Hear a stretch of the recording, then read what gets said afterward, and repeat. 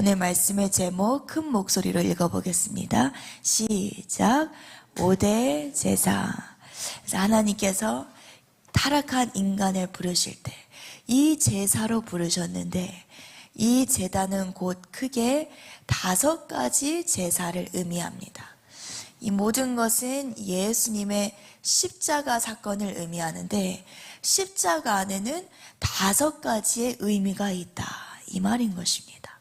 그래서 첫 번째 십자가의 의미는, 첫 번째 제사 번제, 따라해 보겠습니다. 번제. 두 번째 소제. 세 번째 화목제.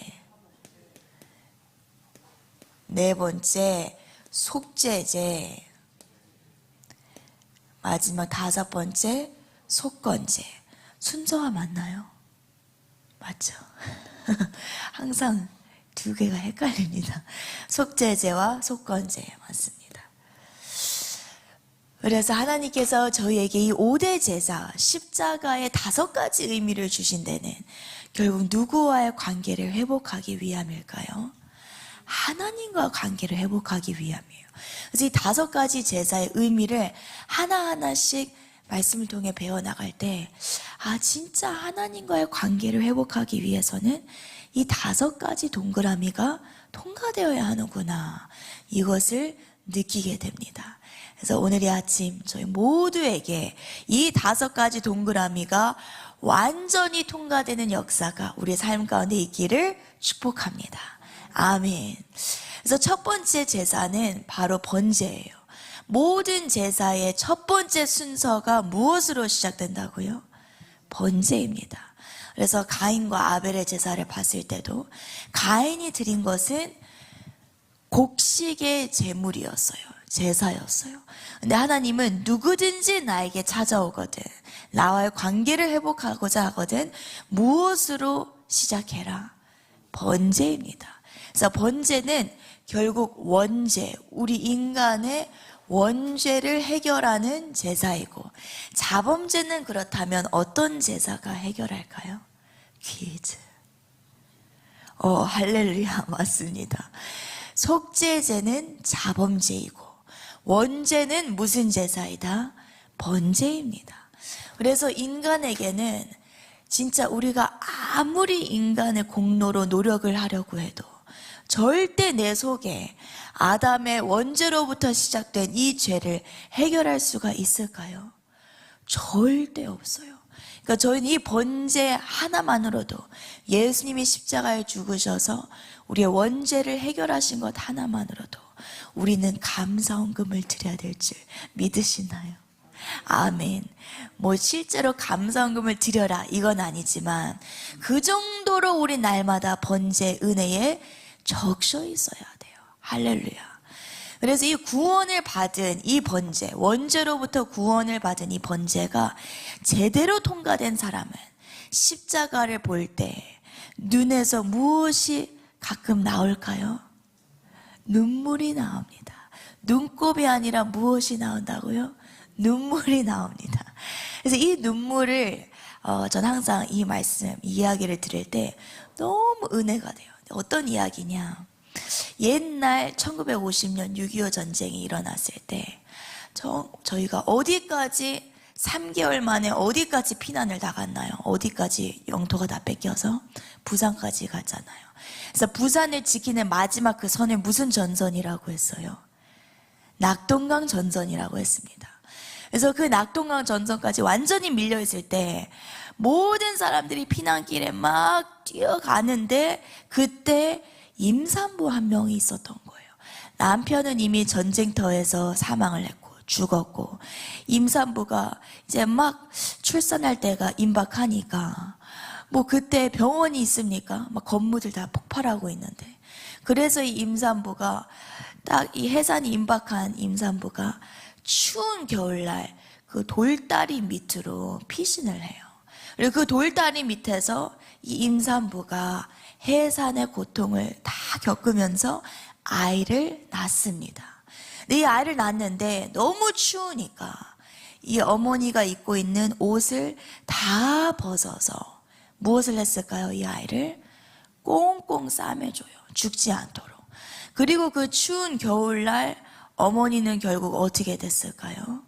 피투성이 된 어머니는 죽어버리고 얼어 죽고, 이 아이만, 피투성이가 된 이 아이만 꽁꽁 싸매져서 막 응애 막 우는 거예요. 그런데 그 피난길을 지나가던 어떤 미국 선교사님이, 목사님 한 분이 어디서 이상한 울음소리가 들리길래 가봤더니 세상의 돌다리 밑에 이 한국인 어머니가 자기 자식을 살리겠다고 옷을 다 벗고 이 아이를 싸매고 꼭 끌어안은 채 죽어버렸다는 거예요. 저도 아이를 낳기 전까지는 사실 이걸 이해할 수 없었을 것 같은데, 제가 같은 상황이었어도 똑같이 했을까요? 안 했을까요? 똑같이 하고도 남았어요. 이 어머니의 사랑인 것 같아요.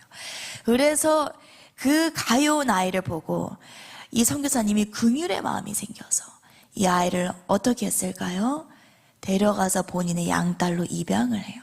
그리고 미국으로 떠나서 15년 동안 이 아이를 기르는데, 이 아이가 15살 딱 되었을 때 가만 보니까 아버지 눈은 파란색, 나의 눈은 무슨 색이에요?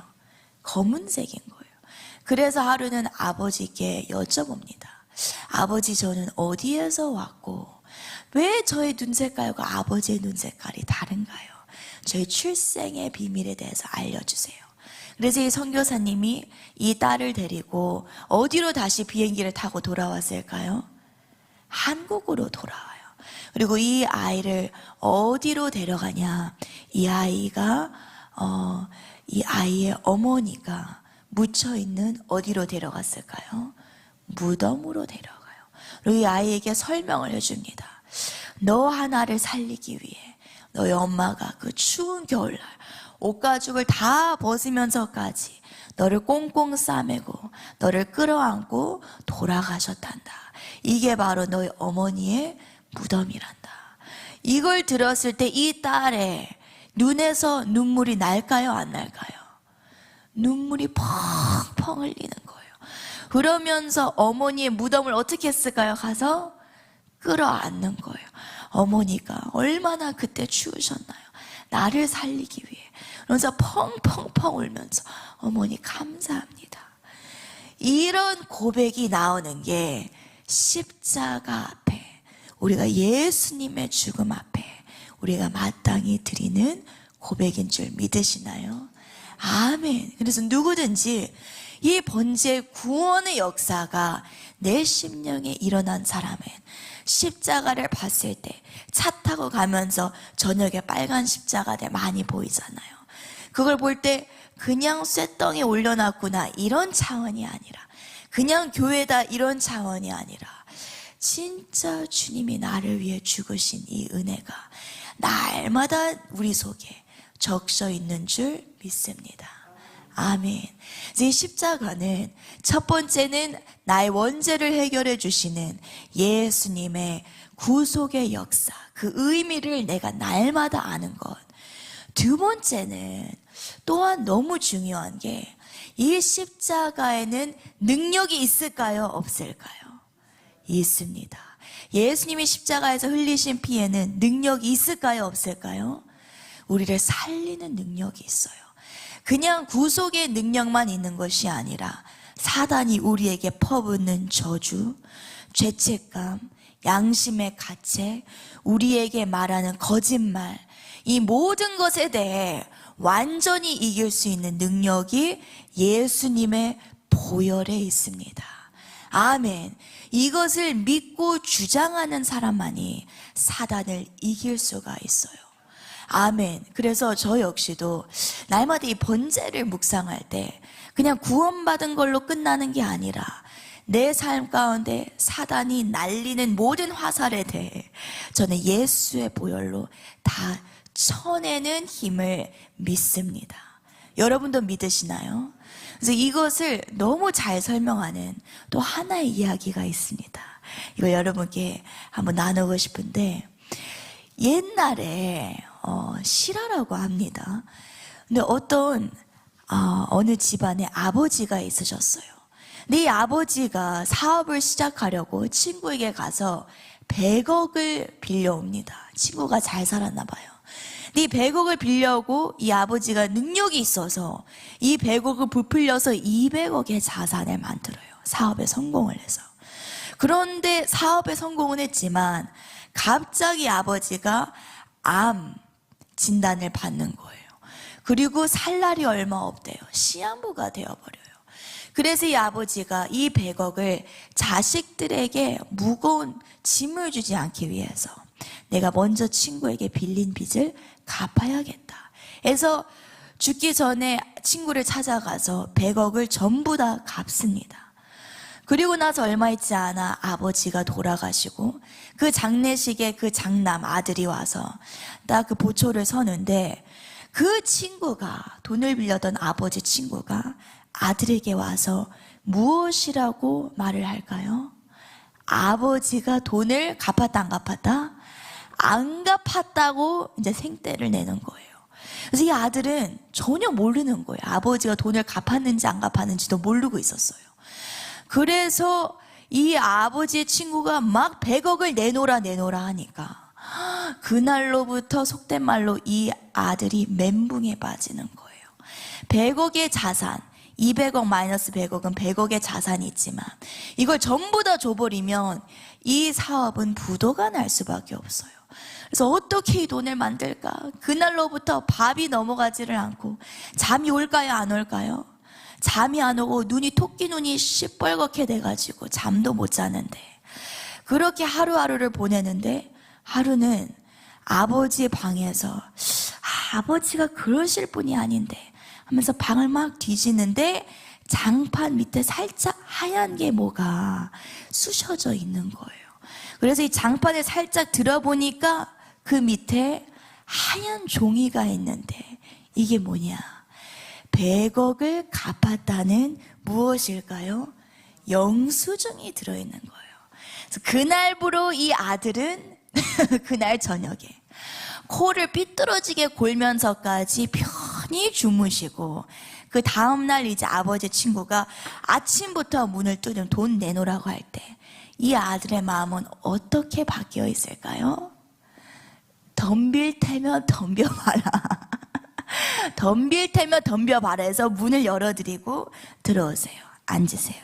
그래서 거실 탁상에 앉아서 아버지 친구가 막 노발노발 해대는데 이 아버지의 아들, 이 장남이 아무 말도 하지 않고 그 탁상 위에 착 무엇을 올려놨을까요? 영수증을 올려놨더니 이 아버지 친구가 한 길로 오셨다가 몇 길로 도망가셨을까요? 7길로 팍 도망가신 줄 믿으시나요? 아멘. 이게 세상적인 이야기도 너무 통쾌하지만 이 영수증이 곧 하나님이 우리에게 주신 무엇일까요? 십자가 영수증인 거예요. 아멘. 그러니까 누구든지 구원을 받은 자는 하나님이 이 십자가의 능력에 따라오는 모든 권한을 주신 줄 믿으시나요? 아멘. 그러니까 교회를 다니면서도 새신자 모태신앙 할 것 없이 쭈글쭈글하게 하나님 왜 저한테는 사단 막 이러시는 분은 지금 영수증을 어떻게 했어요? 못 찾았어요. 할렐루야. 찾았더라도 이 영수증을 믿어요? 그 권한을 못 믿는 거예요. 이 십자가의 능력은 오직 믿음으로. 할렐루야. 따라해 보겠습니다. 오직 믿음으로. 오직 믿음으로 내 속에 사단의 저주가 찾아왔을 때, 사단의 그늘이 나를 사로잡았을 때 오직 이길 수 있는 방법은 믿음으로 무슨 영수증을 주장을 해야 돼요? 십자가 영수증. 말씀으로 우리는 사단을 때려잡아야 하는 줄 믿습니다. 할렐루야. 그래서 이제 곧 요셉학교가 시작이 되는데 저 역시도 배우는 자세로 교사로 들어가긴 하지만 이 아이들이 매일 아침마다 말씀을 외워요. 이 말씀이 곧 무슨 영수증이에요? 십자가 영수증이에요. 약한 마귀 사단아, 너 이 말씀 들어봤냐? 어디서 까불고 난리야. 이런 식으로 우리가 기세등등하게 사단이 한 길로 왔다가 몇 길로 도망가게? 7 길로 도망가게 이 번제의 십자가의 능력이 저 여러분의 삶 가운데 완전히 회복되시기를 축복합니다. 아멘. 이제부터 나는 무엇이든지 할 수 있다. 무엇이 있기 때문에? 십자가 영수증이 있기 때문에. 사단의 거짓말을 이길 수 있다. 무엇이 있기 때문에? 십자가 영수증이 있기 때문에. 그래서 날마다 우리 주머니에, 이 손목에, 이마팍에, 미간 사이에 무엇을 붙이라고 신명기 말씀에 나와 있어요. 6장에 말씀을 붙이라고 나와 있잖아요. 날마다 우리는 사단과 세상을 향해 말씀을 주장하시기를 축복합니다. 아멘. 오늘 마지막 찬양 저희 252장 함께 고백하시면서 오늘 아침 기도할 때는 하나님, 혹여나 제가 십자가를 놓쳤다면 저의 모든 죄를 주님께서 용서해 주시고 이제는 믿음으로 주님께서 맡기신 모든 일 제가 힘차게 당당하게 전부 감당해 내겠습니다. 우리가 믿음을 놓고 이 아침에 또 기도하고 또 요셉학교와 또 다가오는 광화문 3.1절 국민대회를 위해서 함께 기도하겠습니다.